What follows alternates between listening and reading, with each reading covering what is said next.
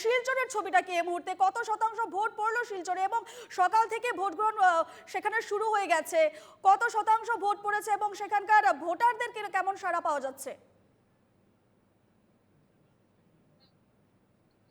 দেখো রূপা, আমি বর্তমানে দাঁড়িয়ে রয়েছে ফুলতল এলাকায়, অর্থাৎ কাছাড় জেলার পূর্ব যে এলাকাটা রয়েছে ফুলতল এলাকায়, এবং এই এলাকায় আমরা পুরো লক্ষ্মীপুর কনস্টিটিউয়েন্সিতে এখন পর্যন্ত যা হিসেব সেটা আমরা দেখতে পাচ্ছি যে প্রায় 63% ভোট পড়েছে, এবং গোটা কাছাড় জেলায় আমরা দেখি প্রায় 62.23 এরকম এই হিসাবটা গোটা কাছাড় জেলার এই ধরনের ভোট এখন পর্যন্ত পড়েছে। সকালবেলা আমরা দেখেছি প্রতিটি ভোট কেন্দ্রে কিন্তু প্রচন্ড ভিড়।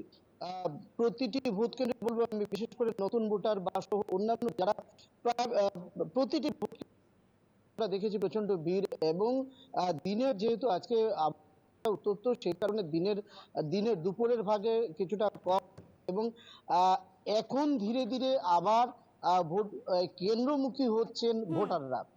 এবং গোটা কাছাড় জেলার দুই একটি ঘটনা ঘটেছে, আমি বলবো তোমাকে। ভোট বয়কটের ঘটনা ঘটেছে, আবার এখানে মারপিটেরও ঘটনা ঘটেছে। এছাড়া আমরা দেখতে পেয়েছি যে এছাড়া দু একটা ইভিএম মেশিন যেগুলো ছিল কিছু সময় খারাপ থাকার ফলে এই ভোট কিছুটা বিলম্বে শুরু হয়েছে। বিশেষ করে একটা কথা উল্লেখ করতে চাই, উদাহরণ কনস্টিটিউয়েন্সিতে 1110 নম্বর যে স্কুলটা রয়েছে, সেই স্কুলে আজকে ভোট বয়কট করা হয়েছে, এবং এখন পর্যন্ত সেখানে ভোট বয়কটে অনড় রয়েছেন ভোটাররা। সেখানে বিধায়ক উপস্থিত ছিলেন, বিধায়ক উপস্থিত হয়ে প্রতিশ্রুতি দিয়েছিলেন। তাদের দাবি ছিল যে সেখানে রাস্তা যদি যতক্ষণ পর্যন্ত রাস্তা না হয় ততক্ষণ পর্যন্ত তারা ভোট যে দেবেন। কেন্দ্রে রয়েছে সেই কেন্দ্রের ছবিটা দেখতে চাইবো, সেখানে বর্তমান কতজন ভোটার সেখানে ভোটদান করছেন সেই ছবিটা যদি দেখাও এবং তাদের প্রতিক্রিয়া। আমি যে বর্তমানে যে ভোট কেন্দ্রে রয়েছে সেটাতে প্রায় 63% উপর ভোট ইতিমধ্যে সম্পন্ন হয়েছে, এবং ধীরে ধীরে মানুষ আসছেন। দেখানোর চেষ্টা করছি এখানে সঙ্গে রয়েছে বিদ্যুৎ, এবং বিদ্যুৎকে আমি বলবো কিছুটা এগিয়ে আসার জন্য। এবং ধীরে ধীরে আমি তোমাকে যে কথাটা বলছিলাম, এখন ধীরে ধীরে আবার এইভাবেই শুরু হয়েছে এখানে বিকেলের দিকের ভোট পর্ব, এবং আমরা প্রতিক্রিয়াও জানবো। দিদি, আপনি এবারে প্রথম ভোটার? आप पहले वोट दे रही हो? नहीं, अच्छा, तो कैसा लग रहा है इस बार इस चुनाव में? पता नहीं। किसको किस आधार पे चुना, मतलब आप पार्टी को सिलेक्ट करेंगे चुनाव में? इस बारे में कोई बात करना चाहता।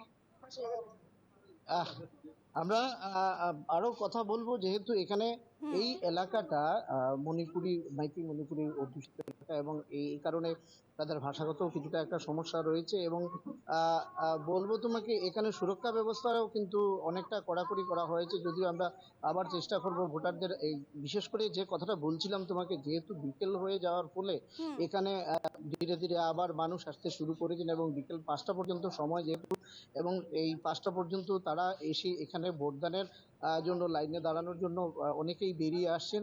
এবং আমরা কাছাড় জেলার আরো অন্যান্য জায়গায় দেখেছি যে অন্যান্য যেসব ভোট কেন্দ্রগুলো রয়েছে সেখানেও একই অবস্থা রয়েছে। যেহেতু আমি লক্ষ্মীপুর এই এলাকায় এসেছিলাম, এবং এই এলাকায় আসার ফলে এখানে প্রিসাইডিং অফিসার যারা রয়েছেন তাদের সঙ্গেও আমরা কথা বলার চেষ্টা করব। পাবলো, যে খবর তো সামনে আসছে যে ভোট বয়কটের যে প্রসঙ্গ সামনে এসেছে এবং বিভিন্ন জায়গায় মারধরের ঘটনা ঘটেছে, সেই বিষয়ে কি আপডেট রয়েছে তোমার কাছে?